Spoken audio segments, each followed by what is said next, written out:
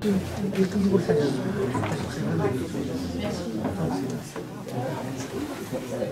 tout le monde est bien installé? Bonsoir. D'abord, c'est super de vous voir aussi nombreux. Merci beaucoup. Donc, j'espère que vous allez passer une bonne soirée. Merci à Raphaël d'être venu de loin. Voilà, d'Annemasse. Et voilà, cette soirée donc est organisée par le service diocésain des relations avec les musulmans, les parchemins de dialogue. Donc Joseph, je te laisserai donc dire ce qu'est le SDRM. Et moi, je vais juste parler 2 minutes de chemin de dialogue. Mais j'imagine que vous connaissez tous, ou pas? Vous connaissez tous chemin de dialogue. Donc c'est une association qui a été créée en même temps que l'ISTR de Marseille, il y a 32 ans, si je ne m'abuse. Et pour... ah oui, l'ISTR, donc l'Institut de Sciences et Théologie des Religions. Et aujourd'hui, bon, plutôt l'Institut catholique de la Méditerranée. Et donc l'association a été créée notamment pour promouvoir donc, le dialogue interreligieux. Donc on a 2 volets dans l'association, même 3. Donc un aspect publication, donc avec une revue qui est la seule revue en français pour le dialogue interreligieux, qui paraît 2 fois par an. On a aussi des cahiers qui sont voilà, des choses un peu plus faciles à lire, un peu plus petites. On est aussi donc, on publie des livres. Donc ça c'est le volet publication. Ensuite, on organise des événements, par exemple comme cette table ronde ce soir, et on organise aussi à peu près tous les 2 ans donc un voyage d'études interreligieux. Et en janvier, on va partir en Égypte. Voilà. Mais malheureusement, il n'y a plus de place. Mais j'en parle juste comme ça. Donc voilà. Donc est-ce que toi, Joseph, tu veux présenter l'SDRM? Bonsoir à tous. Le SDRM, c'est le service diocésain pour les relations avec les musulmans, donc qui est composé de 6 membres qui sont là, présents. Et donc, c'est un service qui travaille, donc, comme son nom l'indique, dans le cadre des relations islamo-chrétiennes, justement pour maintenir ce dialogue entre les chrétiens et les musulmans d'une façon aussi active, à travers des activités qui sont organisées durant l'année, comme cette conférence. Nous aurons la journée de fraternité islamo-chrétienne, donc le 18 mai. Non, le 18 mai.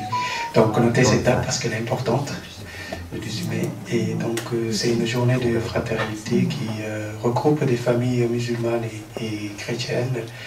Et pour justement passer au temps ensemble, réfléchir ensemble sur les enjeux de vivre ensemble, l'importance de garder ces relations fraternelles dans nos différents lieux, dans les quartiers, dans nos instituts, etc. Donc il y a d'autres activités qui suivront, mais je m'arrête là, pour laisser la parole. Et parmi les membres du SDRM, donc, vous avez qui est là d'ailleurs, Marie-Elisabeth, Gilles Viel, Myriam en faisait partie, mais rien n'a changé. Elle a été récupérée par Chemin de Dialogue. Jean-Baptiste, qui est là, et Patrick Cham, qui n'est pas là, qui est en voyage, et moi-même, je pense. Je vais d'abord présenter nos 2 intervenants. Alors je prends mon papier pour être sûr de ne rien oublier.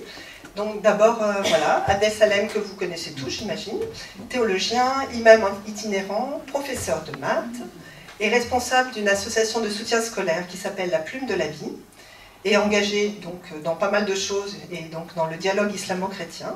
Tu es marié, tu as 4 enfants et 3 petits-enfants, c'est ça? Ça n'a pas changé?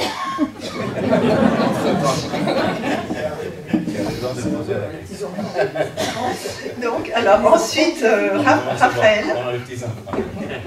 Donc Raphaël, toi tu es père blanc, très engagé aussi dans le dialogue islamo-chrétien. Donc tu es un ancien de l'Institut pontifical des études arabes. Tu as passé 25 ans en Algérie, tu es comme enseignant, ensuite tu étais au Yémen, ensuite en Suisse, 6 ans à Rome, 6 mois en Tunisie et 7 ans à Marseille, on s'est connus à ce moment-là. Et ensuite en Suisse, et maintenant entre Fribourg et Annecy, où tu es délégué diocésain pour les relations avec les musulmans. Donc merci d'avoir fait tout le... voilà, le chemin pour venir. Donc je vais présenter aussi Joseph, même si tout le monde le connaît. Donc toi, tu es de la congrégation des missionnaires Oblats de Marie Immaculée. Tu es délégué diocésain pour les relations islamo-chrétiennes pour le diocèse de Marseille et responsable du pôle d'études et de recherche islamo-chrétienne qui s'appelle PERIC, donc à l'ISTR, hein, qui est donc un diplôme voilà, sur toute l'année. Donc voilà, puis bah, moi je fais partie de l'association Chemin de Dialogue. Donc je vais commencer donc à poser des questions. Moi je vais juste être le modérateur pour la soirée. Donc j'invite Raphaël à introduire le sujet en nous parlant de la déclaration Nostra Aetate et comment en fait, c'est une histoire assez compliquée. Donc tu vas nous expliquer comment elle a été élaborée. Oui. Tu as retrouvé ton papier, c'est bon. Voilà, bonsoir. On est très surpris d'avoir autant de monde. Moi, je me disais, on va 4 ou 5 personnes. En tout cas, ça fait plaisir, parce que parler d'un sujet comme celui-ci qui a eu lieu il y a 60 ans, et voir où c'est qu'on en est actuellement, donc c'est le sujet ici, hein, où en est Nostra Aetate du Concile Vatican II, 60 ans après, puisque c'est sorti en 64. Alors, d'abord, peut-être qu'il y en a qui n'étaient pas nés pendant le Concile Vatican II. Nostra Aetate, c'est toujours le titre, c'est toujours les deux premiers mots de l'encyclique ou du texte. Voilà. Et Nostra Aetate en latin, ça veut dire de notre temps ou à notre temps. Hein, Nostra Aetate. Et ça s'écrit A-E-T-A-T-E, puisque c'est du latin. Alors, le texte de la déclaration a surpris, car personne ne s'attendait à ça. On cherchait à s'arranger dans l'Église. Le Concile Vatican II, c'était surtout pour l'Église. Alors c'était d'abord une rencontre écuménique entre catholiques, protestants, orthodoxes, et à mesure qu'on avançait, il y a des questions qui se sont posées. La longue histoire des rapports entre chrétiens et musulmans, depuis l'origine de l'islam, a traversé beaucoup de péripéties. Et il ne faut pas croire que ce qui est arrivé à Nostra Aetate est tombé comme ça du ciel. C'est que pendant longtemps, il y a eu des précurseurs qui ont travaillé très dur pour que cette amitié, cette rencontre puisse se faire. Et parmi eux, je veux vous en nommer quelques-uns. Il y a eu les Pères Blancs, dont je fais humblement partie. Il y a que je reprenne, les Dominicains, bien sûr. Les Dominicains, surtout les Pères Blancs et les Dominicains, qui ont poussé beaucoup les Pères Blancs parce qu'ils étaient en Afrique du Nord, et les Dominicains parce qu'ils étaient en Égypte. Et ça a permis de faire en sorte que le contact chrétien-musulman soit pas seulement le contact de ceux qui étaient sur le nord de l'Afrique, mais aussi à l'Orient. J'avais préparé un grand papier, mais j'essaye d'être en dehors du papier.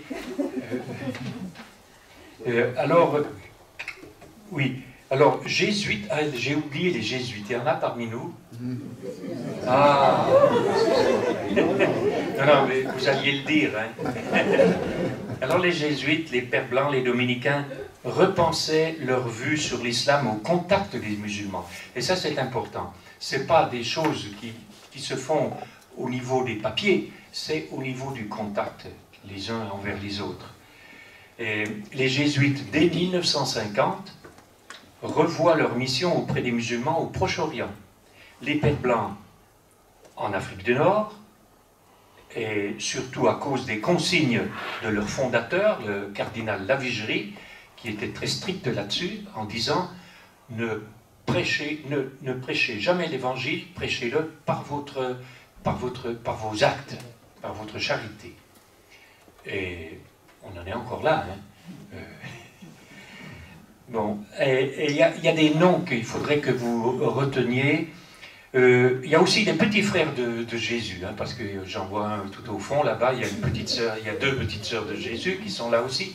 Et ils ont beaucoup travaillé aussi à Elabiot Sidishir, ça ne vous dit rien.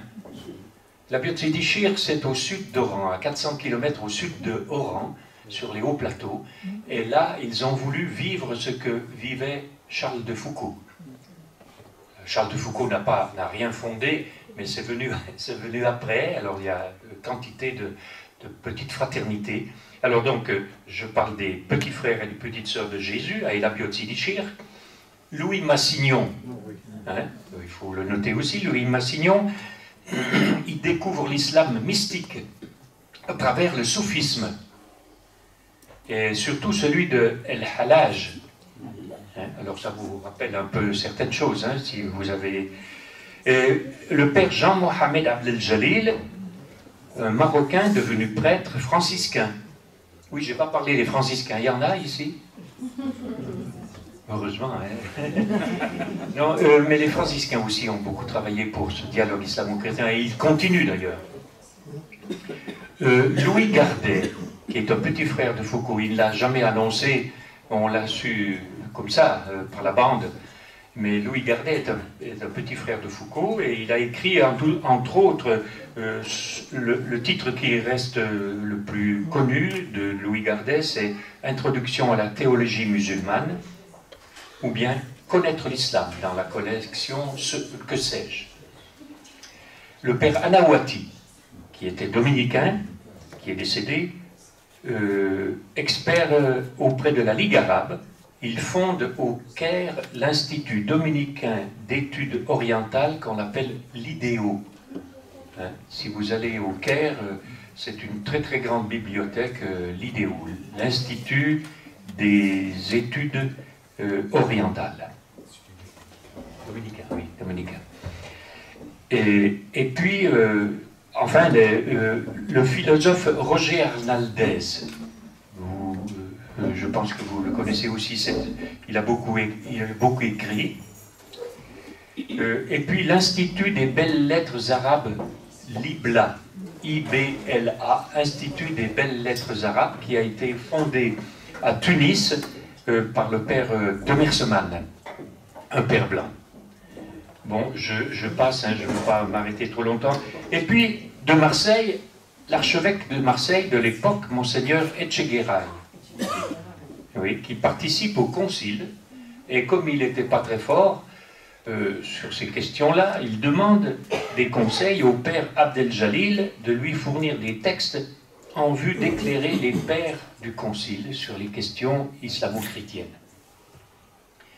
C'est ainsi de 62 à 65, les informations ont afflué à Rome pour sensibiliser le concile aux relations nécessaires entre le christianisme et l'islam. Parce que ce n'était pas l'idée. L'idée du concile, c'était de réformer l'Église interne, et puis au niveau œcuménique, d'essayer de se rapprocher. Mais après, l'idée, c'était de se rapprocher des Juifs. Mais les musulmans, on n'y avait pas encore pensé. Alors, c'est grâce à ces personnes-là qui s'étaient lancées dans le dialogue et qui étaient profondément investies, qui avaient profondément investi leurs études là-dedans, que les pères du concile ont pu faire avancer les choses. Alors, je rappelle quelques noms. Chez les pères blancs et chez les dominicains, les pères Lanfry, Dupré, Couoc, Caspar, ça ne dit peut-être pas grand-chose à certains, mais peut-être à d'autres. Hein, Couoc, Caspar, moi je les ai connus, ils sont morts, mais je les ai connus. Alors, quand le concile débute, vous savez quand il a débuté? En 62, oui, en octobre 62, personne ne pensait à une quelconque déclaration sur les religions non chrétiennes. On était entre nous. On débattait les problèmes touchant la vie de l'Église. Et c'est Jean XXIII qui avait sollicité le cardinal Béat, si ça vous rappelle des choses, un texte élaboré par le secrétariat pour l'unité des chrétiens, mais qui a très vite été retiré, parce que ce n'était pas le sujet. Donc comme quoi, ça n'a pas été si facile que ça. Et puis les évêques du Moyen-Orient manifestèrent et demandèrent de retirer ce texte. Alors le secrétariat pour l'unité des chrétiens élabora un nouveau texte concernant les juifs, puis un long passage sur la fraternité entre tous les hommes. Alors ça s'élargissait un petit peu. Paul VI, qui partait en voyage en Terre Sainte en janvier 1964, a beaucoup fait pour que ça se développe. Il rencontre là le roi Hussein de Jordanie, avec M. Zalman Shahzar, président de l'État d'Israël à cette époque, à Megiddo. Alors, musulmans et juifs se trouvaient être ainsi les interlocuteurs du pape Paul VI. Donc, vous voyez, il y a quand même pas mal de monde qui a travaillé à ce que ce Nostra Aetate prenne naissance. Je vais un peu plus loin. Nous en sommes en mai 64. Le 12 septembre, Paul VI annonce la création d'un nouveau secrétariat pour les relations, cette fois avec les non-chrétiens. Et il dit ceci: ce sera un moyen de parvenir à un dialogue loyal et respectueux avec tous ceux qui croient en Dieu et qui l'adorent. Donc on se rapproche déjà un peu. En août 64, il y a une première encyclique où Paul VI méditait sur les mystères de l'Église et il dit « Autour de nous, nous voyons se dessiner un autre cercle immense, celui des hommes qui adorent le Dieu unique et souverain. » Je pense que beaucoup d'entre vous vont s'y retrouver. « Que nous adorons aussi. Nous faisons allusion au peuple hébreu. » On commence toujours par le peuple hébreu, qui était le peuple élu. Puis aux adorateurs de Dieu de la religion musulmane qui méritent admiration pour ce qu'il y a de vrai et de bon dans leur culte de Dieu. Nous voulons, avec elle, promouvoir et défendre les idéaux que nous pouvons avoir en commun dans le domaine de la liberté religieuse, de la fraternité humaine, de la saine culture et de la bienveillance sociale. Alors sur ces idéaux communs, un dialogue est possible que nous voulons offrir là où, dans un respect réciproque et loyal, il sera accepté avec bienveillance. Voilà, c'est déjà quelque chose d'élaboré. Alors la troisième session, en automne 1964, à la suite du retour de Paul VI de son voyage en Terre Sainte, oui, il dit ceci: sous des formes diverses sont ordonnés au peuple de Dieu, en premier lieu, ce peuple qui reçut les alliances et les promesses, et dont le Christ est issu. Mais le dessein de salut enveloppe également ceux qui reconnaissent le Créateur, en tout premier lieu les musulmans, qui professent avoir la foi d'Abraham, adorent avec nous le Dieu unique, miséricordieux, futur juge des hommes au dernier jour. Donc vous voyez, on se rapproche de quelque chose de plus concret, où c'est pas seulement l'Église, la petite cuisine de l'Église, mais on ouvre sur les chrétiens, sur les juifs et les musulmans qui croient en le même Dieu. Alors, à la fin de la 88e congrégation, c'est de la réunion des pères conciliaires, le cardinal Béat présente un nouveau texte sur l'écuménisme toujours. Donc on avance vraiment à petits pas. Et les réactions à l'intérieur et à l'extérieur du concile sont assez fortes. Les patriarches orientaux demandent que la déclaration fût retirée car les chrétiens du Moyen-Orient risquaient de souffrir d'une interprétation politique. Donc ce n'était pas si facile que ça. Hein, il fallait faire attention que le texte soit bien religieux et non pas politique.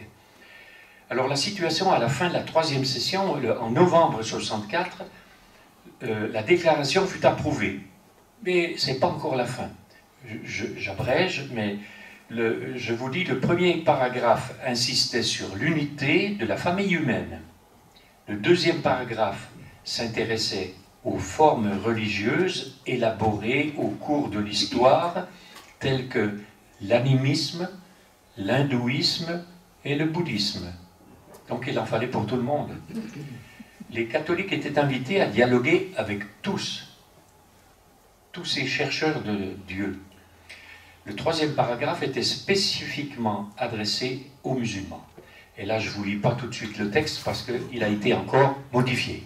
Alors, donc pour vous dire que c'était une affaire de longue haleine, hein. Le quatrième paragraphe complétait les textes sur les Juifs et il était recommandé de ne pas imputer à tous les Juifs la mort du Christ. C'était la grosse question. Parce que bon, il y avait toujours cette question pendant. Les Juifs avaient tué le Christ.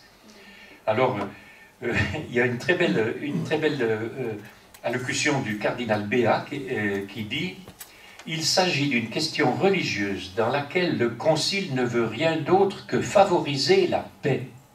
Il souhaite qu'on n'abuse pas de la religion pour justifier des discriminations et des préjugés politiques. Des Juifs ont tué le Christ, mais tous ne l'ont pas tué. Les personnes qui l'ont tué en sont personnellement responsables et non pas tous les Juifs du monde. D'ailleurs, nos frères musulmans ne croient pas en la crucifixion du Christ. Alors pourquoi tout ce bruit? Donc vous voyez, il y avait quand même des bons et des rebonds dans tout ce concile Vatican II. Hein. Alors le texte définitif, il sort en automne 1965, donc il a fallu tout ça pour qu'on pense quand même qu'il y avait moyen de pouvoir discuter entre chrétiens et musulmans.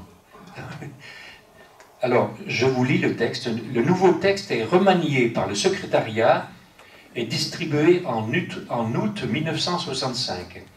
Et les titres des paragraphes sont « De religione islamica » et de religione judaïca. Voilà, donc de la religion musulmane et de la religion juive. Alors je vous lis le paragraphe qui vaut la peine puisque c'est le texte définitif. Pardon, oui, c'est l'Église regarde. C'est ça, hein? Non.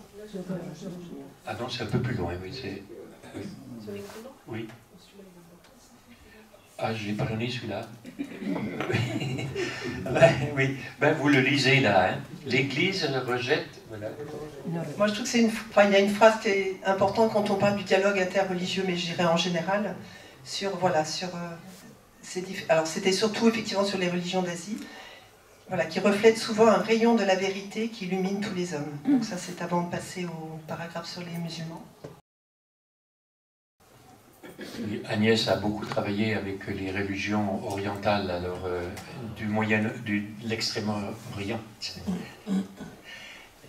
Voilà. Alors, le texte définitif. L'Église regarde aussi, vous l'avez, hein, l'Église regarde aussi avec estime les musulmans qui adorent le Dieu un, vivant et subsistant, miséricordieux et tout-puissant, créateur du ciel et de la terre, qui a parlé aux hommes. Ils cherchent à se soumettre de toute leur âme au décret de Dieu, même s'ils sont cachés, comme c'est soumis à Dieu Abraham, auquel la foi islamique se réfère volontiers. Bien qu'ils ne reconnaissent pas Jésus comme Dieu, ils le vénèrent comme prophète. Ils honorent sa mère virginale, Marie, et parfois même l'invoquent avec piété. De plus, ils attendent le jour du jugement où Dieu rétribuera tous les hommes ressuscités. Aussi ont-ils en estime la vie morale et rendent-ils un culte à Dieu, surtout par la prière, l'aumône et le jeûne. Si au cours des siècles de nombreuses dissensions et inimitiés se sont manifestées entre les chrétiens et les musulmans, le Concile les exhorte tous à oublier le passé et à s'efforcer sincèrement à la compréhension mutuelle, ainsi qu'à protéger et à promouvoir ensemble pour tous les hommes la justice sociale, les valeurs morales, la paix et la liberté. Eh bien, je pense qu'avec un texte comme celui-ci, on avait quand même fait un sacré pas en avant. Hein, et je pense que tous ceux qui ont été les précurseurs de cette rencontre entre les religions ont beaucoup apporté. Alors, le texte a été voté, 2312 votants, 2221 oui et 88 non. Il y avait quelques-uns nuls. Alors, conclusion, au texte définitivement adopté peut s'appliquer, pour nous les chrétiens, l'image biblique du grain de sénévé. Au début, il ne s'agissait que d'une courte déclaration sur l'attitude des chrétiens à l'égard du peuple juif. Mais avec le temps, ce grain est devenu un arbre dans lequel toutes les religions non chrétiennes ont maintenant leur place. Ce texte est devenu maintenant la charte même du dialogue interculturel et interreligieux de l'Église catholique avec toutes les religions du monde. Voilà, j'en ai fini. C'était quand même bon de faire le tour, de voir qui a poussé, comment ça s'est agencé, puis qu'est-ce qui en est sorti. Voilà, merci. Merci Raphaël. Je pense que c'était effectivement important, ce texte que l'on cite souvent, voilà, de savoir comment ça s'était passé, hein, donc ça a été assez long.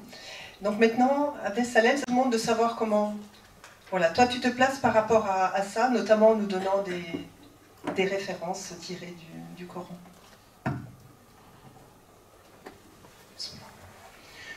Bonsoir à toutes et à tous.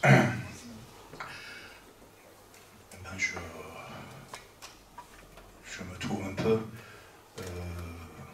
pas totalement étranger à ce texte, mais je le suis quand même parce que je suis musulman et donc je vais prendre la parole avec des pincettes pour pas faire du braconnage, pas m'introduire dans la religion de l'autre et commencer à donner mon avis au risque de mes interprétations. Voilà.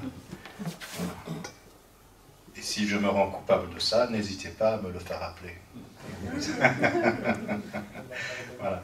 Non, mais l'idée de l'aggiornamento dans la chrétienté, l'idée des réformes, ça m'a toujours impressionné. Et moi, dans ma manière de lire ma théologie, de la produire aussi, j'essaye de m'inspirer de l'autre, comment il lit ces textes dans un contexte plus que jamais interculturel, pour ne pas dire multiculturel, parce que ça fait peur à un certain nombre de gens, mais interculturel, il s'agit de développer justement ce paradigme de l'interculturalité, donc de lire l'autre et en même temps d'utiliser ses yeux pour relire sa tradition. C'est très important, et de faire en sorte de grandir sous les yeux de l'autre et aussi le voir comment il grandit, d'où il est venu, comment il est en train d'évoluer. Et je pense que le moment, Concile Vatican II, constitue un avant et un après, en dehors de l'Église, point de salut. On se retrouve à dire que chez les autres, il y aurait quelques semences de salut, et éventuellement quelques rayons qui pourraient éventuellement éclairer leur chemin et les faire aboutir à la vraie religion, parce qu'il s'agit de ça aussi, en partie. Et oui, c'est pas grave, il faut prendre les choses telles qu'elles sont et de faire avec. C'est le propre de la vérité, en fait. Adhérer à une vérité suppose justement des convictions qui parfois paraissent un peu agressives. Voilà, et donc ça me renvoie à mes textes, à moi, à ma théologie aussi, parce que les textes ne se lisent pas sur des coussins en l'air. Passe par les hommes que nous sommes. Il y a le moment herméneutique, le moment interprétatif entre la révélation et sa lecture, son interprétation et sa mise en circulation. Aucun texte. C'est pour ça que parfois, mais déjà je l'ai dit à mes amis chrétiens, lors du 40e anniversaire du SRI en 2013, quand il était SRI, j'ai dit SRI, c'est quoi SRI? Service des relations avec l'islam. Connaissez-vous monsieur Islamicus? Moi je ne le connais pas. Voilà, vous débattez avec des musulmans. Et j'espère que cette voilà, agression verbale a servi pour changer le label. C'est Abdelatif, il est là, parce que c'est notre spécialiste en chef dans la création des labels. C'est Abdelatif Ben Omar, il est là. Il se cache. Il va me donner une belle note sur ce point. Voilà. SNRM, Service National des Relations avec les musulmans, pas avec l'islam, pas l'islam. C'est une révélation, c'est une religion qui traverse des êtres humains, femmes et hommes que nous sommes, avant de parler à l'autre. Ce n'est pas le texte coranique qui parle aux chrétiens, aux juifs, aux non-croyants, à l'incrédule, mais c'est des musulmans. Voilà. Et donc à travers ce Concile Vatican II, je suis vraiment interpellé et je suis agréablement enchanté, parce que ça favorise un peu le dialogue, ça favorise beaucoup le dialogue. Moi, quand un Christophe Roucou, j'étais avec Colette, elle est là, elle se cache aussi, elle est cachotière. Là, il vient, sur ce temps, Abslam, on vient, après maintes et moult recherches, vérifier que le prophète, même dans les combats qu'il a menés, il n'a jamais tué personne. Mais pourquoi toi tu es excité comme ça? Tu n'es ni imam ni musulman. Pourquoi ça t'enchante à ce point? Mais je le comprends, parce que lui, il a du mal à dialoguer. Pas lui, il a des pressions derrière lui qui font que ça le freine dans son dialogue avec les musulmans. Et donc quand il trouve des éléments comme ça, des arguments, ça le consolide dans sa position et il vient sursauter à la limite de la danse du ventre. Il est prêtre, lui, il ne fait pas ça.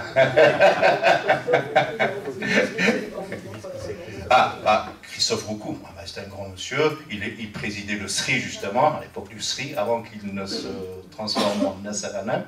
Voilà, et c'est quelqu'un qui est très engagé dans le dialogue interreligieux. Là, il est à la tête de l'Institut El Mouafaqa à Casablanca, voilà, chez nos amis les Marocains. Non,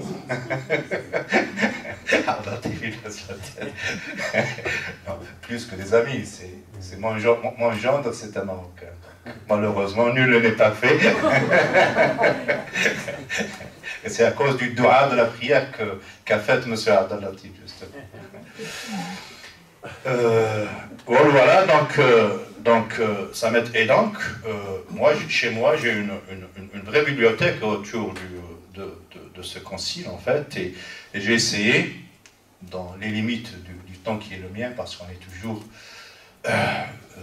invité, quasiment convoqué à intervenir, donc on a très peu de temps pour lire, mais j'ai pu vraiment faire le grand tour, sur pas mal d'initiateurs de ce grand concile très rapidement. Moi, j'ai par exemple chez moi tous les livres de Hans Kung, un prêtre suisse. Il a parlé du juif. Lui, il n'écrit pas des livres, il écrit des pavés comme ça. Donc il faut vivre 200 ans pour les lire. Voilà. Sur le judaïsme, sur le christianisme, et donc ces livres regorgent de pépites, en termes de réforme et tout ça, et parfois il froisse un peu, il frôle un peu la limite et il est rappelé à l'ordre des Hans-Urs Balthasar, par exemple, un autre Suisse. Donc vous voyez que les Suisses sont bien. Yves Congar, que j'aime beaucoup, parce que lui, il raconte ce concile comme faisant partie de lui-même, jour après jour, des Henri de Lubac, sans parler de Massignan, qui est décédé juste au début du concile, mais il y a été pour beaucoup. Massignan, c'est monsieur islamo-chrétienté, c'est vraiment l'initiateur de tout le monde. Et surtout que lui, sa conversion au catholicisme, c'est fait via Dieu, comment il écrit la droiture avec des lignes courbes, curvilignes. Voilà. Donc il s'est converti au christianisme via Al-Hallaj, donc un grand mystique, un grand soufi musulman. Voilà, pour dire, sans parler de Moubarak, l'autre. Mais tu l'as dans ton document. Moi, j'ai quasiment tous ces livres.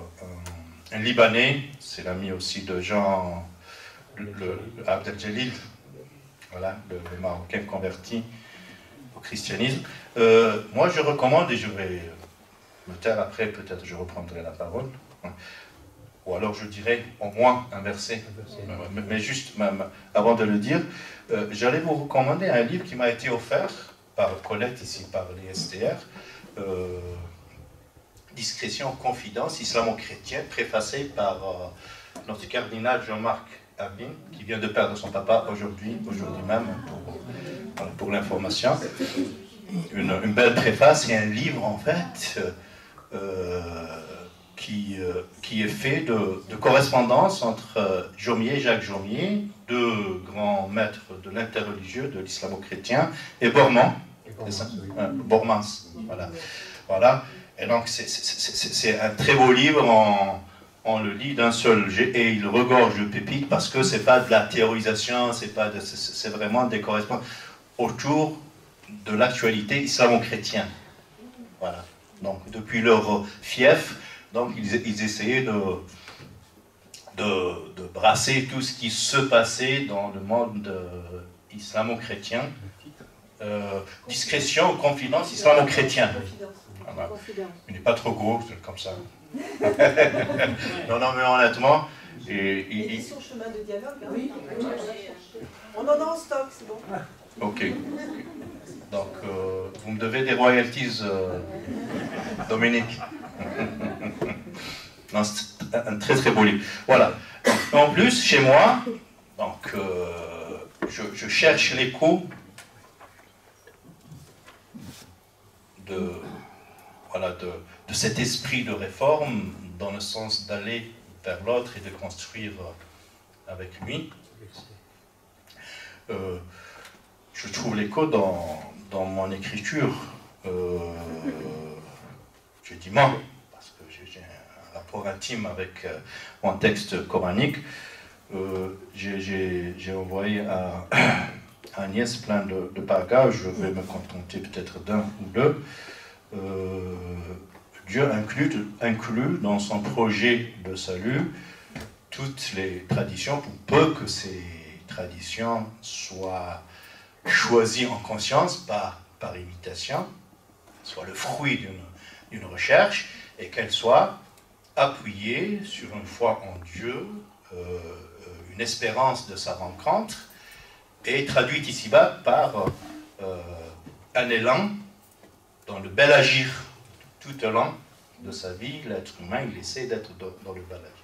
On peut avoir de très belles formules sur Dieu, mais si nos actions ne suivent pas, c'est que notre rapport à Dieu doit souffrir de quelques précarités, de quelques graves lacunes.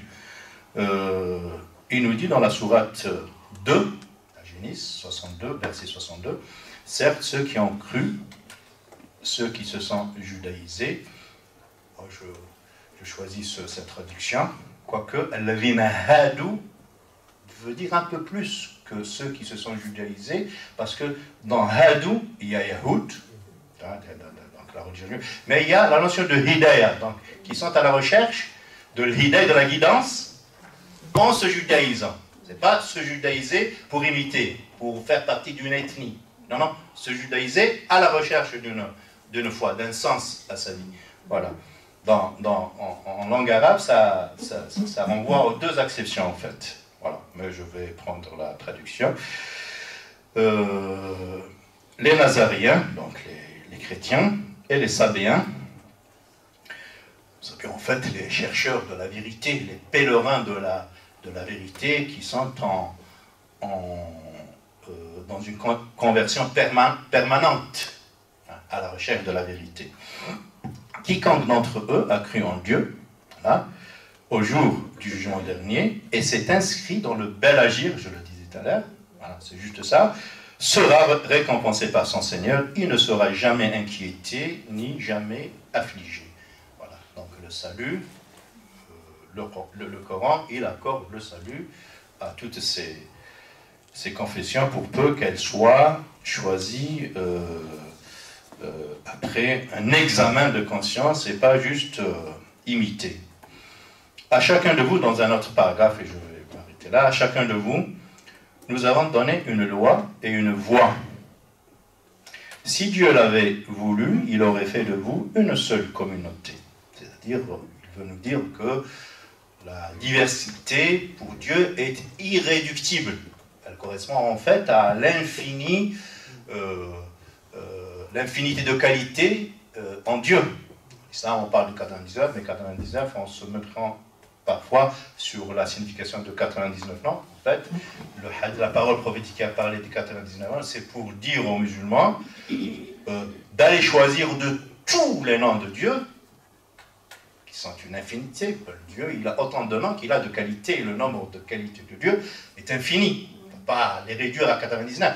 Mais pour les croyants que nous sommes, il suffit d'aller à la recherche d'une centaine de noms, voilà, c'est de les comprendre, de se les approprier, de les intérioriser, d'essayer d'imiter Dieu, parce qu'il s'agit de recouvrer l'image de Dieu en nous, parce que nous avons été créés la première fois à l'image de Dieu. Donc ces vignettes en nous qui sont parfois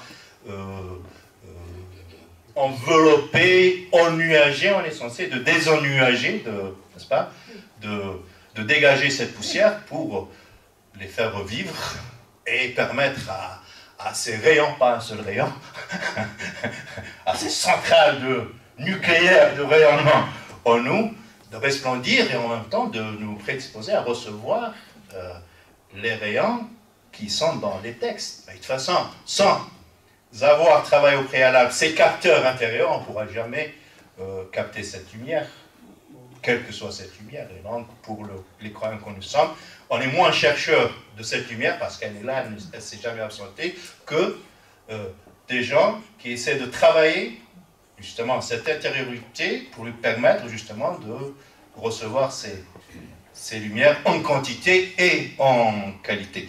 Je vais même le bavardage des imams. Si Dieu l'avait voulu, il aurait fait de vous une seule communauté, mais il a voulu vous éprouver par ce qu'il vous a donné. Surpassez-vous, rivalisez en bonnes actions, c'est-à-dire que tous vous retournerez et il vous éclairera, lui, sur l'objet de vos différends. Il y a des différends qui sont des contentions qu'on ne peut pas vider ici-bas, et ce n'est que lors de la comparaison devant Dieu, dans des débriefings avec Dieu, qu'on va pouvoir les vider, ces contentions. Désolé Agnès, mais il fallait... Bon, voilà. Merci beaucoup. Donc, maintenant, là, après tout ça, on en est où aujourd'hui? Qu'est-ce qui s'est passé? Alors d'abord, si toi, Joseph, tu veux peut-être voilà, dire deux mots sur les différentes initiatives, ou Abdesalem, comme vous voulez. C'est Monsieur Joseph qui va nous parler. Non, mais juste pour présenter, parce qu'il y a souvent des gens qui posent la question, mais est-ce qu'il y a des textes musulmans qui parlent du dialogue? Bon, pas comme le Concile, il n'y a pas une sorte d'institution qui met en place des textes justement pour ça, mais il y a quand même des choses qui se font voilà, dans différents pays. Par exemple, ce texte sur la charte de la Nouvelle Alliance de la Vertu. Je rappelle que ce texte a été traduit par Raphaël Dayon, qui est là, donc de l'anglais au français. Voilà, c'est ça. Donc, qui a été dissous par Macron l'année dernière, en 2023, je pense. Donc là, je vous recommande aussi l'article 6 qui parle du dialogue interreligieux, très intéressant, qui encourage, c'est une des priorités, des objectifs du dialogue des religions en France. Et puis un dernier texte qui me semblait aussi important, c'est la charte de la Mecque. Ce texte est particulièrement intéressant parce qu'il encourage, il y a le numéro 4, donc le numéro 4 au numéro 6, qui parle de cette diversité religieuse et culturelle. Il ne s'arrête pas seulement à la question religieuse, mais il touche à la question aussi culturelle dans les sociétés humaines. Dans les sociétés humaines, dit que cette diversité ne justifie pas le conflit et l'affrontement, mais au contraire appelle à établir un partenariat civilisationnel positif, une communication efficace qui fait de la diversité un pont pour le dialogue. Donc on retrouve là un peu les paroles du pape François, que nous connaissons très bien, qui parle, qui encourage vraiment de créer des ponts plutôt que des murs. Donc il y a d'autres textes dont vous connaissez bien évidemment le texte sur la fraternité humaine pour la paix dans le monde et la coexistence commune, donc signé le 4 février. Le 4 février, c'est la journée de la fraternité humaine, n'oubliez pas. Voilà. Donc par l'imam d'Al-Azhar, Ahmed Al-Tayyeb, avec le pape François, un texte particulièrement important pour tout le monde. Donc je m'arrête là, il y a d'autres textes et je laisse la parole aux deux intervenants. Je vais dire deux mots sur la charte de la Mecque, mais entre nous, pour être dans un discours de vérité. Moi j'en parle parce qu'elle renvoie à la charte de Médine. Sinon ça ne m'intéresse pas beaucoup, vous savez. Nous musulmans aujourd'hui on pêche vraiment par une gouvernance digne de ce nom. Et c'est pour ça quoi qu'on conduise, quoi qu'on fasse, ces leaders n'offrent pas l'exemple aux fidèles que nous sommes. Vous savez, qu'on lit, les chrétiens ils sont dans l'engouement, dans la ferveur de recevoir ça, mais les fidèles musulmans, moins par rapport au contenu. Je dis que ça renvoie à la charte de Médine. Donc, en tant que musulman, ça m'interpelle. Hein. Feu à Mecque par quelqu'un qui est en train d'emprisonner tout le monde, de transformer la Mecque en une boîte de nuit à ciel ouvert, ça ne nous inspire pas trop, honnêtement. Et ce que je dis moi, vous le retrouvez chez tous les musulmans. Vraiment, notre péché aujourd'hui, c'est Didier Lesky a parlé de la misère de l'islam de France. En fait, il veut parler de la misère de la gouvernance de l'islam de France. On ne peut pas parler de l'islam, c'est une religion. Moi, je peux étendre son livre, La misère de la gouvernance de l'islam en France, pour dire la misère de l'islam dans le monde. C'est pour ça que dans les enquêtes faites par des musulmans, très sérieux, mais surtout très, très compétent, une enquête qui a duré 16 ans, de 2000 jusqu'en 2016, par un groupe de chercheurs, entre autres, un Américain d'origine iranienne, avec une fille aussi avec lui, mais tout un groupe, mais les deux ont dirigé cette enquête, en créant très rapidement un indicateur d'islamicité. Un indice comme l'indice de transparence, l'indice de bonne. Ils ont créé un indice d'islamicité, ils ont étudié le Coran, n'est-ce pas? Ils en ont sorti un certain nombre, un panel, un bouquet de valeurs islamiques, et ils voulaient classer dans une sorte de hit parade les différents pays dits musulmans. Ils sont musulmans par rapport au peuple, mais les gouvernances sont très loin de la gouvernance musulmane. Et donc, ils ont voulu faire ce hit parade, mais à un certain moment, ils ont commencé la recherche. Pourquoi s'arrêter en si bon chemin? Pourquoi pas inclure les autres pays non musulmans? Et ils ont étendu leur liste à tous les pays. Voilà. Et ils ont commencé à les mesurer, si vous voulez, au peigneux de cet indicateur, et combien, je dis combien, mais juste pour des effets de style, combien n'était pas leur stupéfaction, c'est pas vrai, de voir que le premier musulman qui apparaît était placé 49. C'est la Malaisie, donc c'est même pas un pays arabe. 49. Donc dans les top 48, il n'y a aucun pays musulman qui est proche de ces valeurs de l'islam. Donc le premier pays, l'Irlande à l'époque, je disais, on a un certain fidèle, un certain nombre de musulmans ici en France, 2.0, une minorité heureusement, qui vivent des minima sociaux, mais qui ne cessent de nous embêter, de nous rendre la vie insupportable, en incitant les musulmans à faire la hijra, l'exode, de partir de la France, parce que c'est un pays de la mécréance. Mais eux, ils sont ici accrochés, cramponnés ici. Voilà. Dans un prêche du vendredi, pour les taquiner, je lui dis, tiens, on a trouvé le premier pays musulman, c'est l'Irlande. Allons-y faire la hijra, l'exode. Mais il se trouve que ce pays a une superficie très, très limitée. Il ne pourra jamais accueillir les 2 milliards de musulmans que nous sommes. Donc on ne pourra même pas faire la hijra.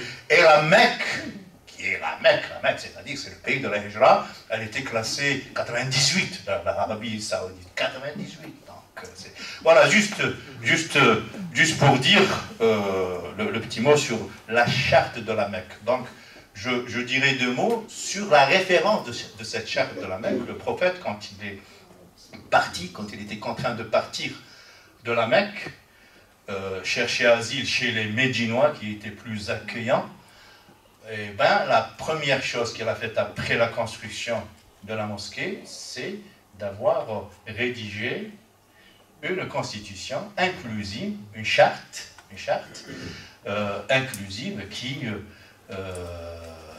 mettait les jalons d'un vivre ensemble avec l'altérité. Et combien n'a-t-il pas, le prophète, ménagé la belle place à cette altérité. Même pour les musulmans, moi quand je lis aujourd'hui, je reste vraiment ébahi par la confiance que le prophète plaçait au sien aussi. Il considérait que chaque musulman, chaque citoyen de la cité avait le statut d'un ambassadeur. Il pouvait donner des sauf-conduits à quiconque, et l'État musulman était censé respecter ce sauf-conduit. Donc le visa ne passait pas par l'État, mais par tout citoyen. Le citoyen, il avait tellement de la valeur, participer à la chose publique, qu'il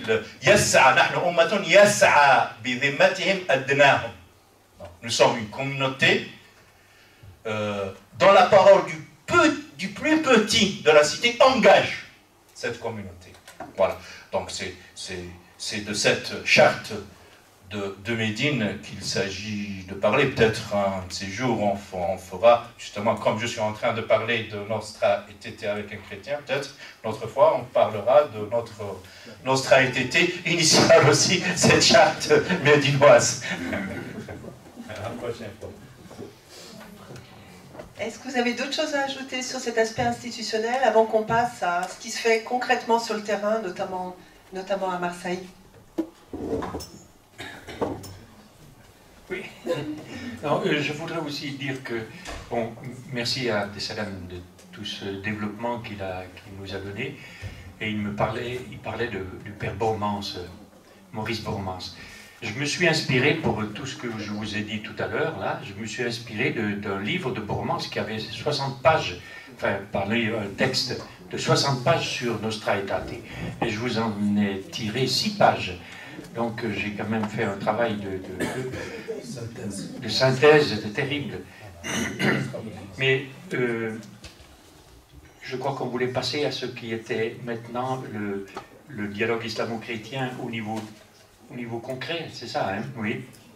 Alors, d'abord, je vous raconte une petite histoire. Ça va vous détendre un petit peu. Que je retrouve ma feuille parce que je ne la sais pas par cœur. Attendez, que c'est...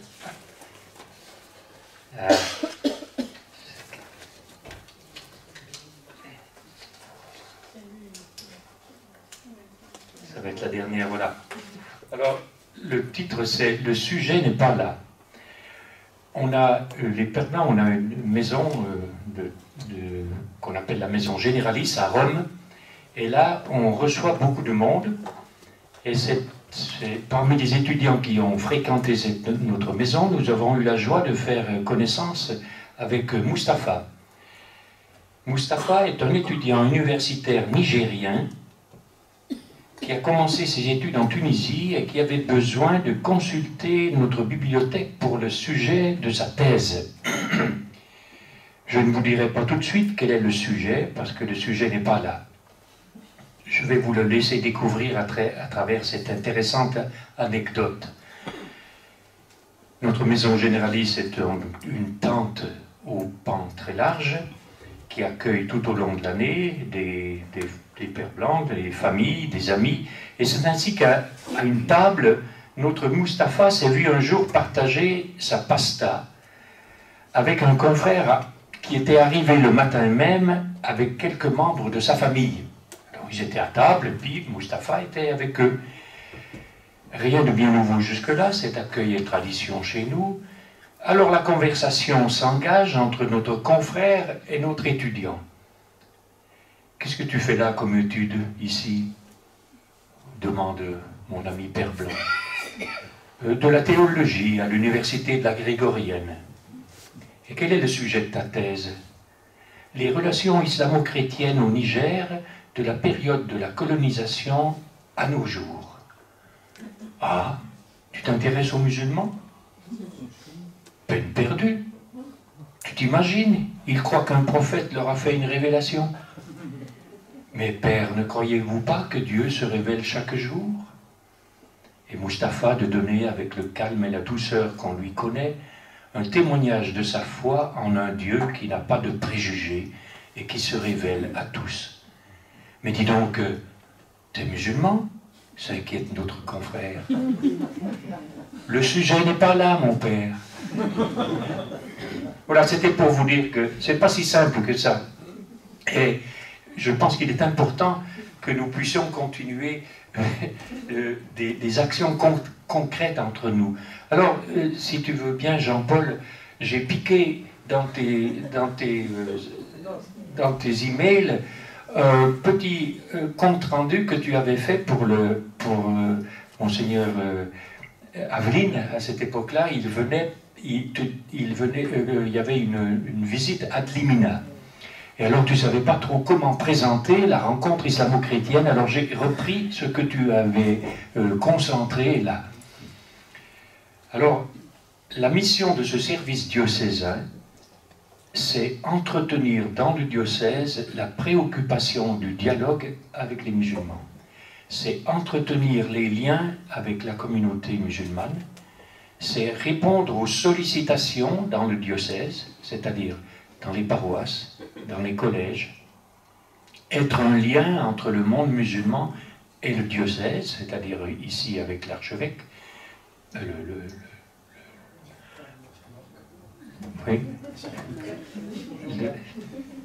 par un contact régulier, informer le diocèse d'un événement particulier et faire des propositions, faire une déclaration, des communications quand il est nécessaire, au moment des fêtes, des événements particuliers, représenter l'évêque pour une célébration ou une intervention interreligieuse, sensibiliser au dialogue les prêtres et les religieuses dans le diocèse. Parce qu'il ne faut pas croire que tous les prêtres sont sensibilisés. Ils ont bien sûr les chrétiens à sensibiliser, mais il faut aussi qu'ils soient sensibilisés à cette notion que le Vatican, que Nostra Aetate a établie. Participer aux rencontres au niveau régional, le SNRM, pour faire un compte-rendu de nos activités. Être un lien avec le GFIC. Ça vous dit quelque chose?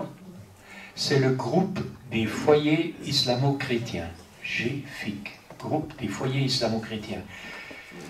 Aussi, le groupe prêtre-imam. On faisait partie tous les deux du groupe, avec aussi Jean-Paul, et puis d'autres ici.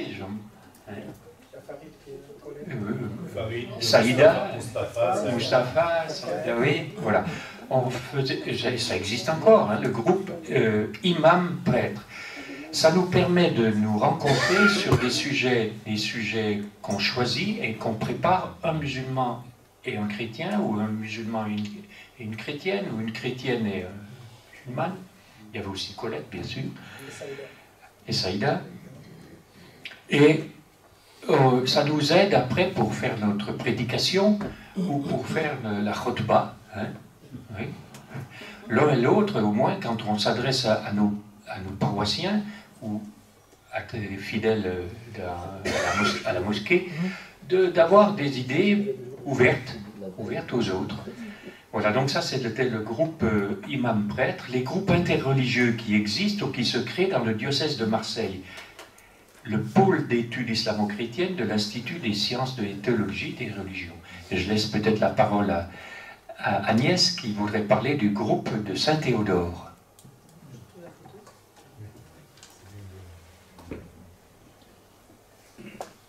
Je vais peut-être parler dans ce cas-là des journées Saint-Maur. Ça fait 7 ans que ça existe, c'est ça? Et c'est une journée magnifique. Hein. Je vous invite tous, Joseph a donné la date hein, tout à l'heure. C'est vraiment une journée ouverte à tous ceux qui veulent venir. C'est très, très convivial, très amical. Chacun apporte quelque chose à manger. Voilà, on mettra sur une table ce qui est halal, ce qui n'est pas. Mais en tout cas, on se met à table ensemble.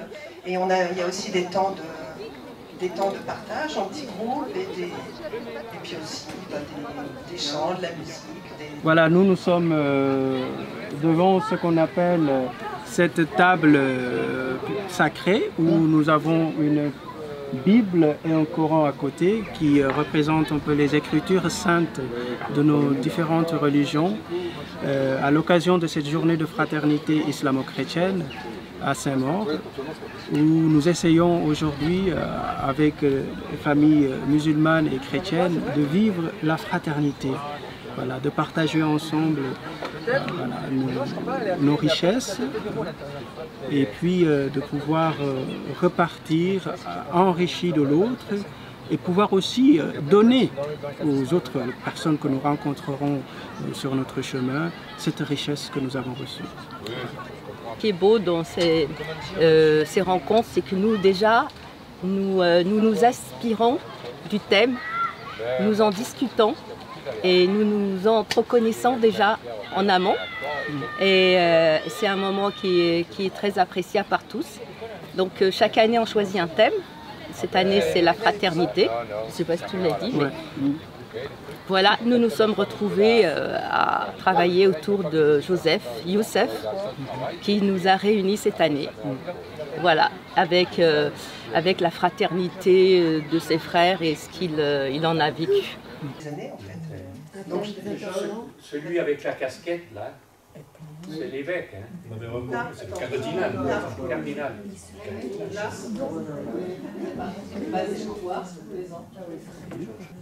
Radio Gazelle, attends, ça va un peu trop vite là. Bon, c'est un peu dans le désordre, hein. Mais voilà, je voulais vous parler de ce groupe qui existe. Alors, au départ, bon, effectivement, on parle beaucoup dans le diocèse, surtout du groupe Imam Prêtre, mais j'aime toujours parler du fait qu'il y a aussi d'autres groupes.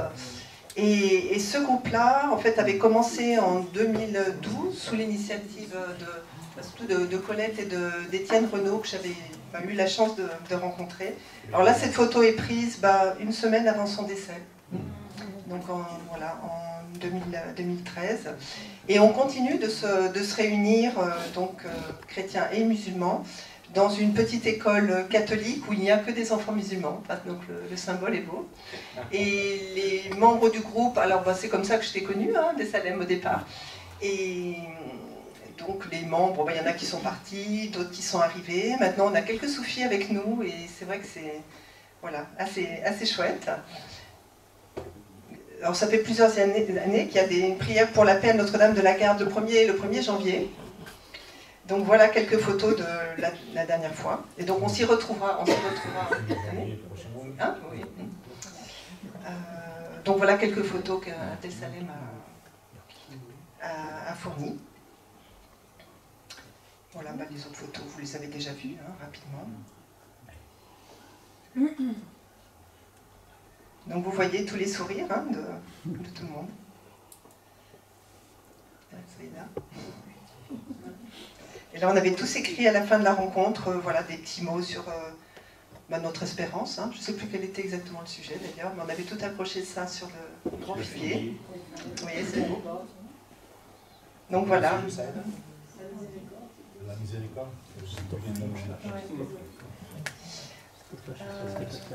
Voilà, oui, à peu près, on a à peu près tout dit. Moi, je partirais du principe de notre fondateur, le cardinal Lavigerie, qui a vécu en Algérie et qui a fondé notre congrégation en Algérie. Il nous avait donné ce principe, ne parler du religieux que pour des questions de bon sens et de charité. Témoignez non pas en parlant de votre religion, mais avec vos actes. Donc, avoir une idée derrière la tête, c'est vouloir que l'autre pense comme nous-mêmes nous voulons penser. Mais le fait est qu'on continue à penser ce qu'on croit, mais on peut en témoigner sans avoir à ostensiblement donner des principes qui viennent de notre propre foi. Le simple témoignage de notre foi, et je pense que c'est vrai aussi pour les musulmans, c'est le simple témoignage, c'est ce qu'on fait, la façon dont on vit. En fait, la grande question, c'est à quoi ça sert le dialogue? Moi, je ne suis pas d'accord avec Raphaël. Moi, j'ai toujours une idée derrière la tête. Et c'est l'idée de la conversion, justement. Voilà. Ça n'a pas marché pour moi. Et que toute personne qui n'a jamais eu d'arrière-pensée en dialoguant avec l'autre, qu'elle me jette un silo. C'est Jésus, ça. Voilà. Mais c'est vrai ce que je dis. Hein. Vous voyez comment les phrases pourraient être porteuses de plusieurs possibilités interprétatives. Ah bah, l'idée, moi, quand je vais vers l'autre, c'est vraiment pour me convertir davantage à Dieu et permettre à l'autre aussi de se convertir davantage à Dieu. Donc l'idée de conversion, elle n'est jamais absente de ma tête. Mais pourquoi alors irais-je vers l'autre si ce n'est pour me convertir, pour m'améliorer, pour me dégrossir de mes préjugés, de mes fausses certitudes? Et combien beaucoup de gens sont addicts à leurs certitudes, à leurs illusions, parce qu'ils y trouvent du bien-être. Les vérités souvent dérangent, parce que l'autre, moi je me suis habitué à un mode de pensée, et l'autre il vient me bousculer, il vient m'inviter à réviser à la baisse tout ce tas d'informations, d'infox en fait, pas d'informations. Voilà, c'est éprouvant, mais c'est indispensable. Si je tiens à la sveltesse de mon esprit, comme je tiens à la sveltesse de mon corps. Celle de mon corps, elle est ratée, mais j'essaie de me componer à celle de mon cœur et de mon esprit quand même. Donc, en dialoguant avec l'autre, je m'offre la possibilité, je lui emprunte ses yeux pour dévoiler les présupposés qui échappent au var, hein, au contrôle de ma conscience. Parce qu'on a toujours, j'ai vécu avec Abdelatif, avec Farid, avec Saïda, dans un entre-soi, on s'est miroité les mêmes vérités, les mêmes clichés, les mêmes préjugés. On s'est jamais exposé à l'autre, justement, pour nous poser des questions, pour nous bousculer un peu. Et pour peu que je le fasse, l'autre, il le fait avec innocence, hein. Pas dans un esprit de me mettre dans la gêne, il veut juste comprendre. Et cette volonté de comprendre, moi, ça me bouscule. Ah, pas aussi évident que je ne le pensais. Donc, et je commence à réviser ma copie, et combien je ne découvre pas plein de modes de pensée erronés, de présupposés qui ont esquivé à l'examen de conscience, et je me réajuste comme Dieu, en fait, me le demande. On le lit 17 fois. Ihdina as-sirat al-mustaqim, Dieu, fais en sorte que nous soyons guidés, guide-nous sur le droit chemin. Mais si je suis déjà guidé, pourquoi le demanderais-je à Dieu 17 fois par jour? 17 fois. Si j'ai cette droiture, cette guidance, ce discernement, pourquoi je le demanderais à Dieu? N'est-ce pas? C'est très important. Et donc, le dialogue, en fait, me sert à ça, et j'offre aussi la possibilité à l'autre de faire autant. Mais je n'ai pas un droit de regard, ce que lui devrait faire. N'est-ce pas? Il n'y a pas un esprit de réciprocité. Moi, je le fais, mais charge à lui de mettre à bonne contribution ce dialogue. Très intéressant ce que tu viens de dire, parce qu'on entend souvent les gens dire « Mais pourquoi c'est toujours les chrétiens qui commencent ?» J'entends souvent dire ça, hein. Je ne dis pas que je suis d'accord.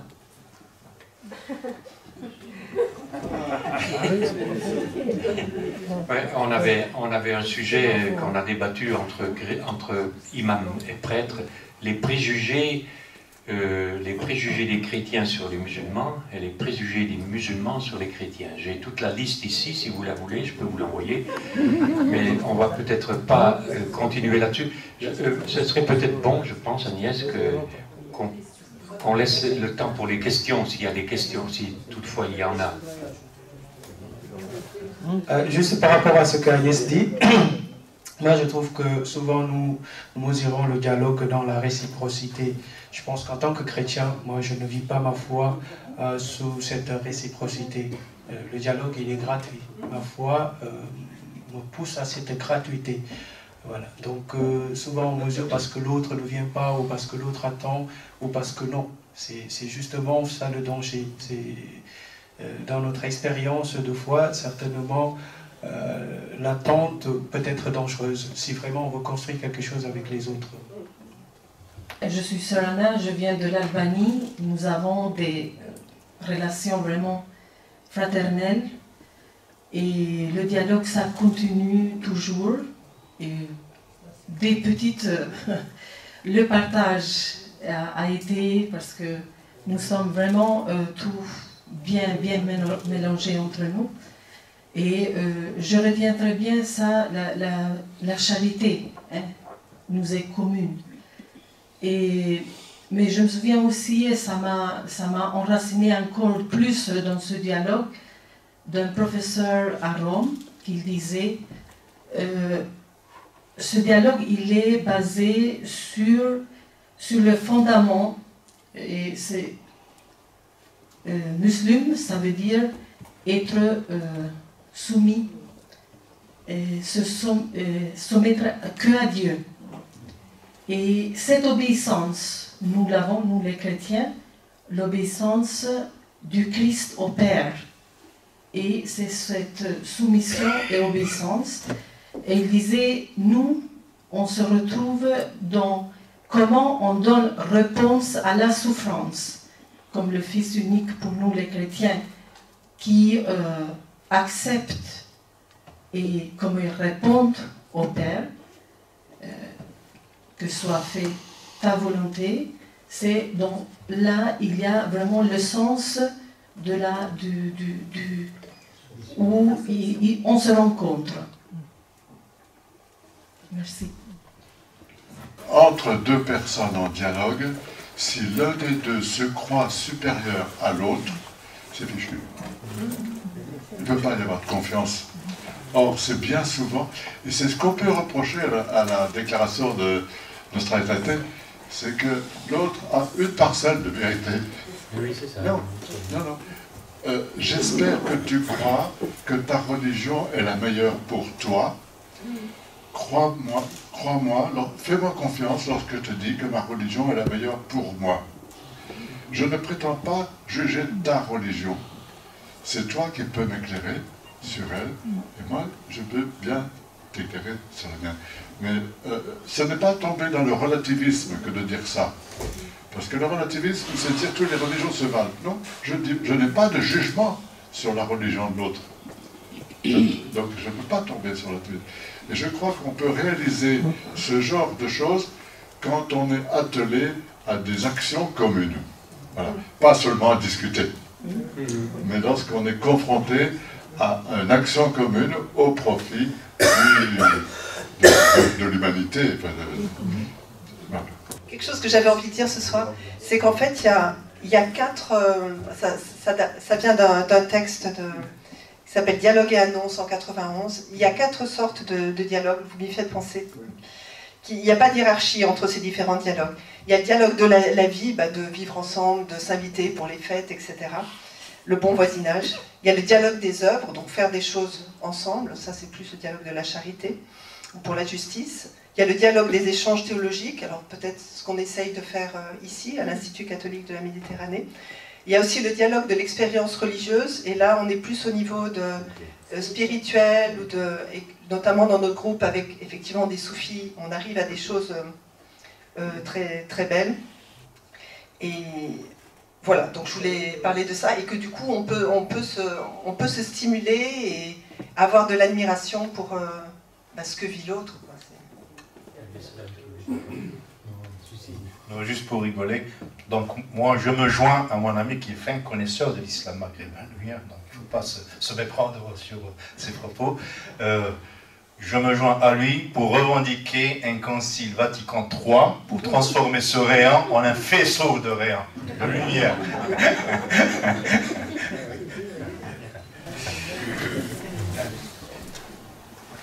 Merci pour vos apports. Vous avez évoqué beaucoup de textes. J'étais contente qu'Agnès, à la fin, parle de ces 4 niveaux de dialogue, parce qu'on aurait pu aller plus loin dans ces 4 niveaux de dialogue. On le trouve notamment par Pierre Claverie, qui a beaucoup développé sur le dialogue de vie, etc. Mais en vous écoutant, moi, ce qui revenait, c'était quand il y a eu, je ne saurais pas bien dire, c'est 2018, quoi, la béatification des martyrs et la célébration qui a eu lieu pour les martyrs pendant la décennie noire avec les Tibérines et les religieuses, etc. Mais quand il y a eu cette béatification, j'ai été très touchée parce qu'on a dit, oui, bien sûr, c'est les chrétiens qui célèbrent, ils font mémoire des martyrs, mais ils ont fait mémoire d'une centaine d'imams qui aussi, pendant cette décennie noire, avaient été victimes. Et j'avais trouvé que faire mémoire en même temps, dans une célébration, aussi bien des imams martyrs que des religieux, religieuses tués, pour moi ça avait eu un grand témoignage, ça m'avait donné de la joie. Voilà. C'est le dialogue interreligieux entre 2 interlocuteurs. Est-il conditionné à leur considération politique ou géopolitique qui ne seraient pas en opposition? C'est-à-dire que peut-on provoquer, peut-on envisager ce dialogue, même si on est en opposition sur des considérations géopolitiques? C'est surtout dans le contexte actuel, en fait. Bonsoir. Je suis dans le groupe Imam Prêtre depuis pas mal d'années. Presque, oui. Et je trouve que c'était quelque chose quand même de formidable parce que avec nos préjugés dont vous parliez tout à l'heure, ça a permis d'effacer ou de diminuer, du moins, beaucoup de préjugés qu'on avait les uns sur les autres. Et ça nous a appris à mieux se connaître et au-delà, à mieux s'apprécier. Et ça a été une belle aventure, ça a été quelque chose de très humain. Et du coup, personnellement, ça m'a permis de connaître à Marseille plus de prêtres que d'imams. Quand je l'ai dit à mes co-religionnaires, ils me disaient, ça y est, tu as un vent de toi. Donc c'est... Mais par contre, après toutes ces années, je pense qu'on reste un peu sur nos fins, parce que c'est bien de se connaître, c'est bien de s'apprécier, mais il faut quand même passer la vitesse pour, je pense, autre chose, hein, parce qu'il y a tellement d'injustices dans le monde, il y a tellement de choses qui ne vont pas dans le bon sens, et que justement profiter de cette fraternité qui a été créée dans ces groupes, je ne pense pas uniquement au diocèse de Marseille, même si je pense que du moins au sud de la France, le diocèse de Marseille, grâce justement à l'ouverture d'esprit et à la tolérance de Jean-Marc Aveline, et il est vraiment aux avant-gardes du dialogue interreligieux par rapport aux départements qui nous entourent au sud de la France. Ça d'une part. Et d'une autre part, j'ai peur que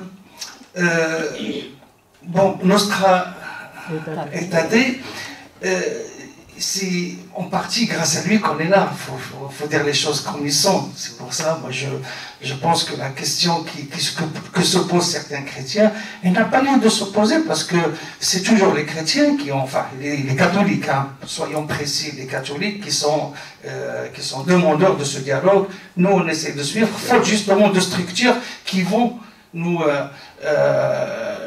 permettre d'intégrer ces groupes. Donc on vient individuellement, contrairement aux prêtres que nous rencontrons, ils sont missionnés en grande partie, bien sûr ils ont la volonté, ils ont cette ouverture d'esprit, sinon ils ne seront pas là.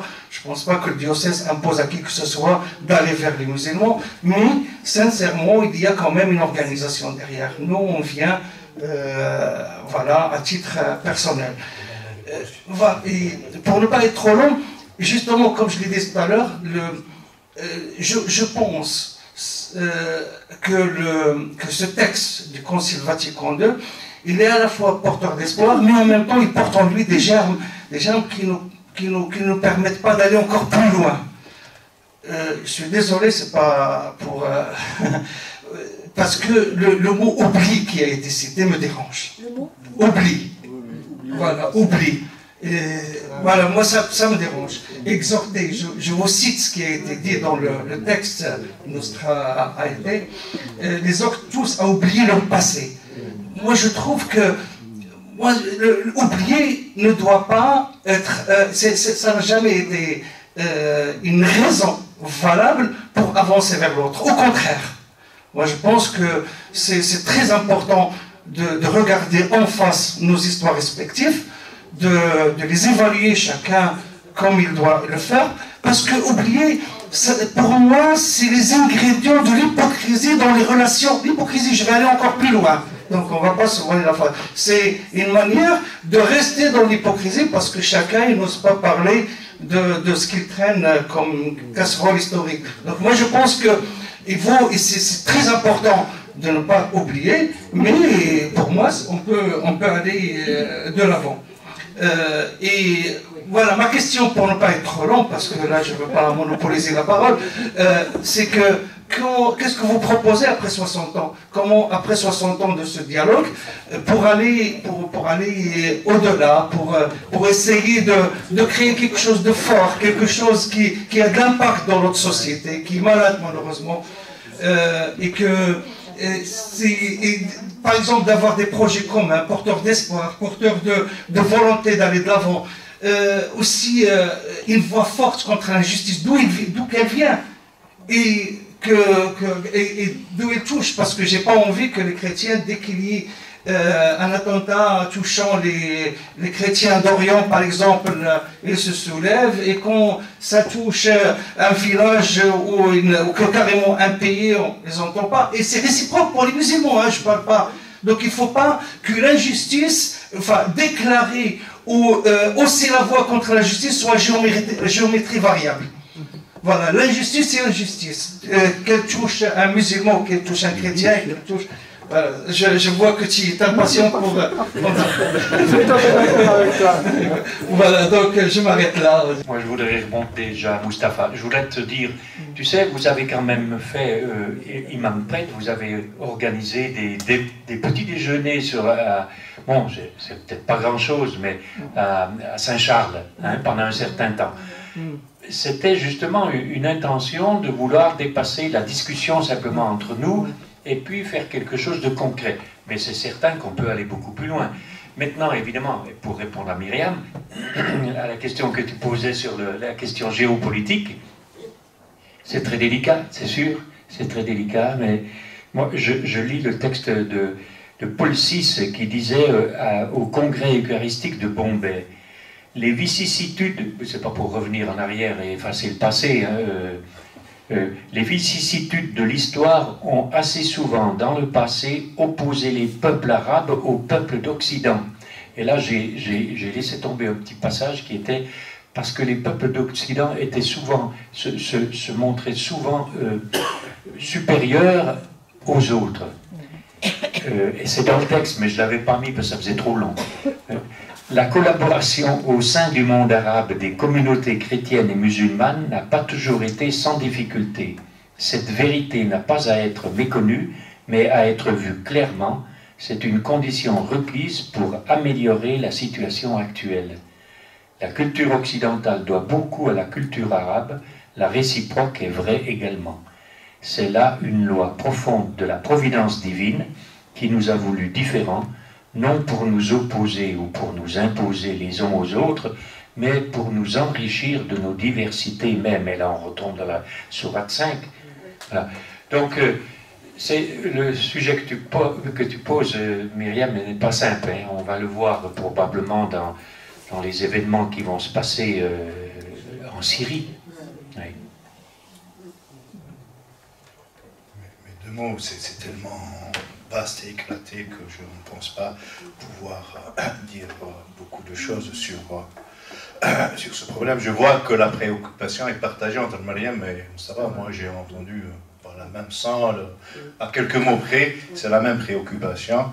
Peut-on dialoguer en n'ayant pas les mêmes analyses pour ce qui est de l'actualité internationale. C'est vrai, parmi les sujets qui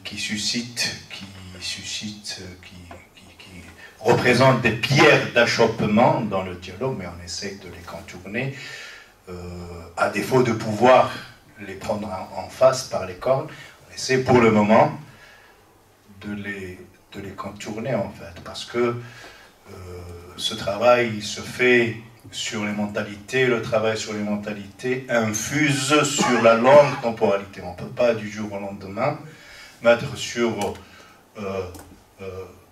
la même longueur d'onde une foi qui vient de là-bas avec un excès de croyance, avec une foi ici en Occident qui était quasiment, qui avoisinait zéro. Marcel Gauchet parlait du désenchantement du mort, la mise à mort de Dieu ici en Occident. Donc il y a eu ce choc entre un excès du croire en face, à côté. Les deux ne sont pas bons, hein, ni à côté, ni en face d'un non-croire. Voilà. Et donc, je parle du grand nombre, bien sûr. Je ne parle pas des élites chrétiennes qui sont dans le croire, comme les élites musulmanes, mais les populations, il faut se rendre à l'évidence que la foi elle est plus prépondérante chez les musulmans. Je parle de la base, encore une fois, je ne parle pas des élites, que chez là, on trouve les mosquées plus pleines le vendredi que les églises.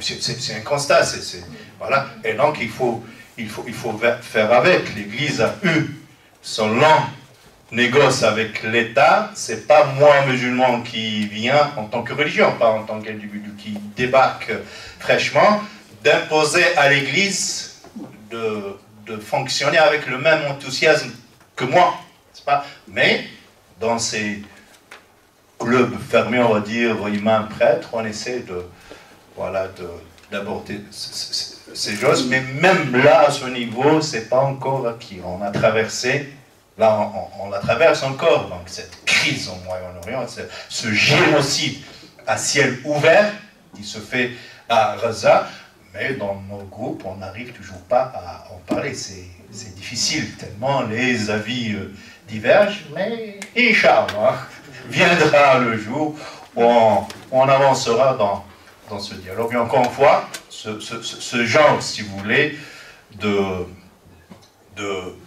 d'harmonie s'infuse sur la longue temporalité et pas dans l'immédiateté, dans l'instantanéité. Voilà. Je pense qu'on oublie dans des moments comme ça, c'est vrai que c'est très difficile, mais il y a plusieurs niveaux de dialogue. tu les as rappelés tout à l'heure Agnès, à nous d'avoir cette intelligence de cœur quand on est dans des contextes comme ça, de se poser dans, ou en tout cas de se hisser au niveau où on se fera moins de mal. Il y a des sujets qui divisent, et je pense que là, si on est dans le dialogue, c'est pas pour entretenir, nourrir la division, ça fait peut-être mal au cœur, mais ça fait partie aussi de notre cheminement. Et puis parfois, il faut faire preuve d'humilité, et puis de se dire, ben oui, on est impuissant, et oui. Et puis peut-être que quand on retournera à lui, il nous éclairera sur nos différends. Voilà. Et pas réagir comme ça, parce que souvent quand on réagit sur ce qui se passe aussi à l'extérieur, il faut reconnaître, il faut être honnête, il faut dialoguer parfois avec soi-même et se dire mais jusqu'à quel point je nourris mon ego à crier au scandale, à crier à l'injustice, à crier à la souffrance, alors que je continue à vivre comme si de rien n'était chez moi, tranquillement, le soir, à préparer mon repas et oublier tout ça. Je pense qu'il faut être honnête vis-à-vis de soi-même, vis-à-vis de Dieu. Le dialogue commence d'abord avec soi-même, avant de s'entretenir avec l'autre. Et bien il y a des moments dans l'histoire et dans notre vie, il faut savoir retourner à soi, dialoguer avec soi, et se dire à sa nefs, en tout cas à son ego, calme-toi un peu, écoute l'autre, et travailler vers le retour. En tout cas, l'autre, parfois, c'est Dieu, en fait. Il faut aller vers lui. Voilà. Quand on ne peut pas être avec l'autre, il faut aller vers Dieu, pour mieux être avec l'autre.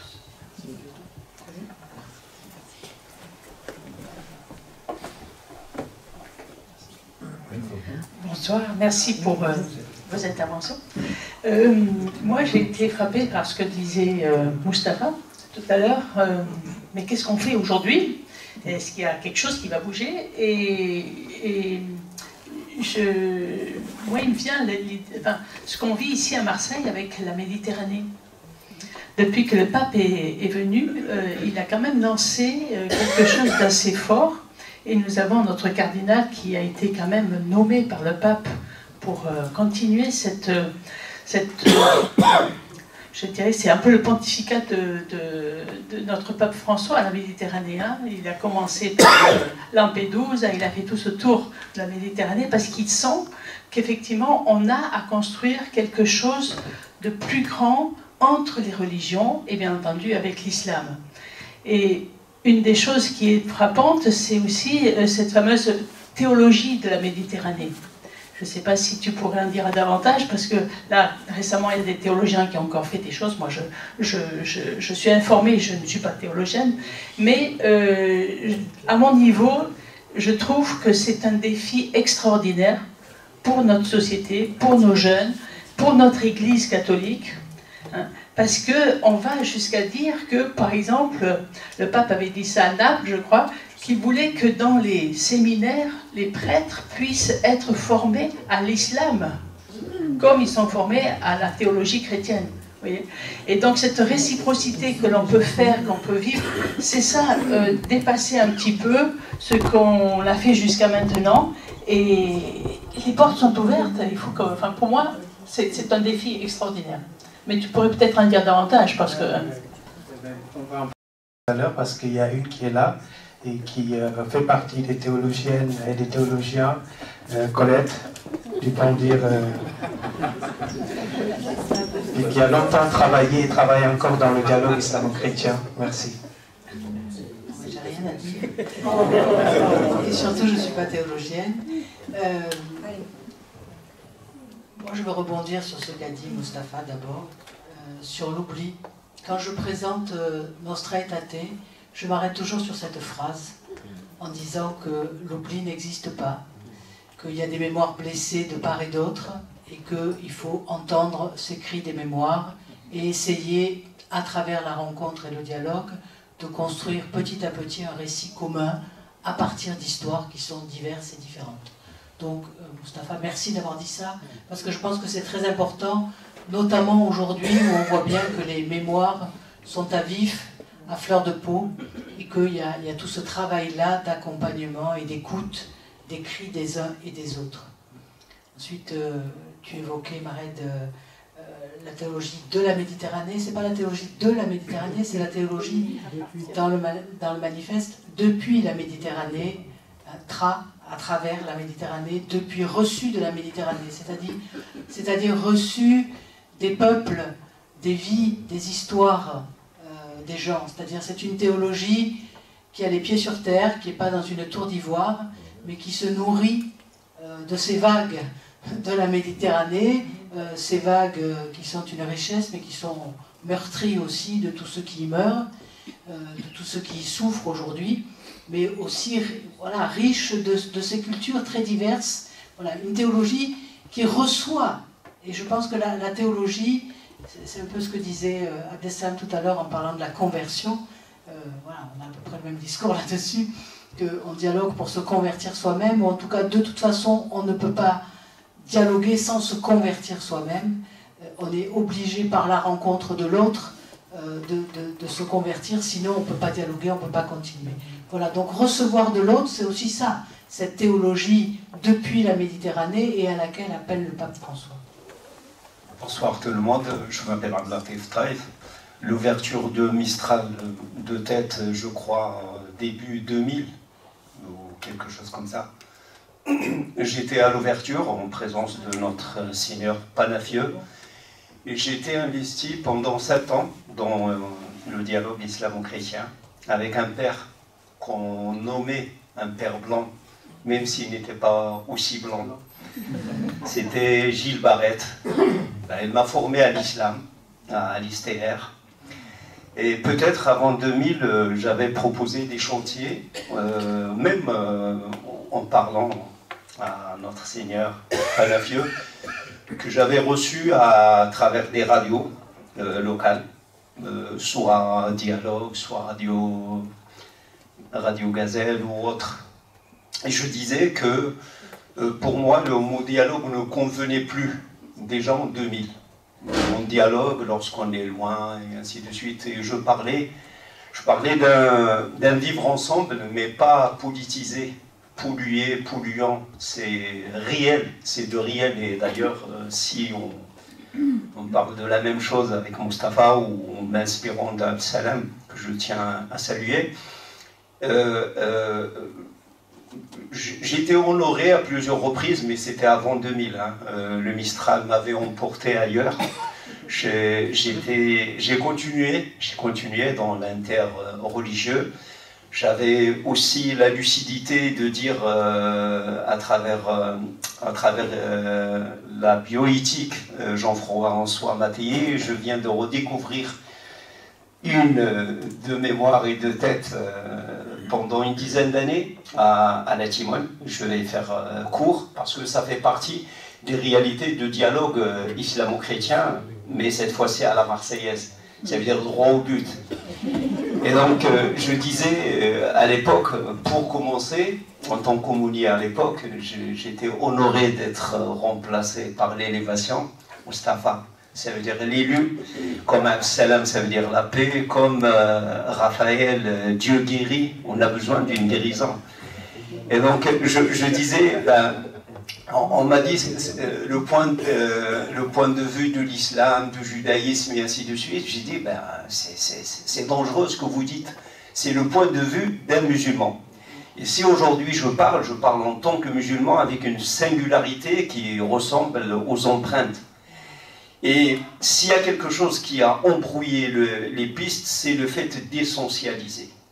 Et là, c'était tout le temps presque la règle qui revient à la charge. Oui, mais tous les musulmans. Et ça, c'est très dangereux. Disait Abdeslam, on m'a dit, parce que je le suis, est-ce qu'il est toujours sur le droit chemin, parce qu'il le réclame 17 fois par jour. On lui a posé la question, que faites-vous lorsqu'un musulman sort de l'islam, qu'il embrasse votre religion et tout? Sa réponse était extraordinaire. Il a dit en 2 mots, bon débarras. 2 mots. On m'a dit ça, j'ai dit, mais il est extraordinaire. Parmi les choses, aujourd'hui on parle d'islamophobie. J'étais une fois de passage dans un prêche où il pêchait, au sens pêcheur. Et alors il disait, mais tout le monde a droit d'être islamophobe. Et l'islamophobie, c'est pas un crime, et ainsi de suite. Et j'attendais ce qu'il disait, en disant, astaghfirullah, qu'est-ce qu'il va dire?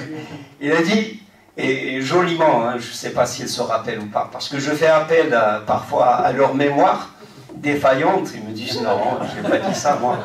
Et il a dit, on n'a pas le droit en France d'être musulmanophobe. Tu te rappelles, c'était à Aix-en-Provence, peut-être, voilà, il ne se rappelle pas. Je te dis, mais il a raison. Le monde a droit d'être islamophobe. Il est où? Vous prenez ça à la légère, mais à mon sens, c'est à la marseillaise. Dans notre religion, lorsqu'on dit point ou point contrainte à la religion, on le croit, on le vit. Je termine par une chose, pourquoi j'avais renoncé à ce soi-disant dialogue islamo-chrétien, avec tout le respect. J'étais à Rome, hein, j'ai participé à tout ce qui est arabo et ainsi de suite. Je disais, je me contente franchement, en faisant chemin avec les chrétiens de Marseille, j'ai découvert que ce que ma religion me demande comme comportement envers l'autre, envers le non-musulman, j'ai découvert que je n'arrive pas à le vivre avec les musulmans. Et donc j'ai renoncé à tout ça. En vous remerciant. Et je tiens à remercier Absalam de l'annonce qu'il a faite par rapport au papa de notre cardinal. Je venais de lui envoyer mes sincères condoléances. En tout cas, merci mille fois d'avoir posé cette initiative.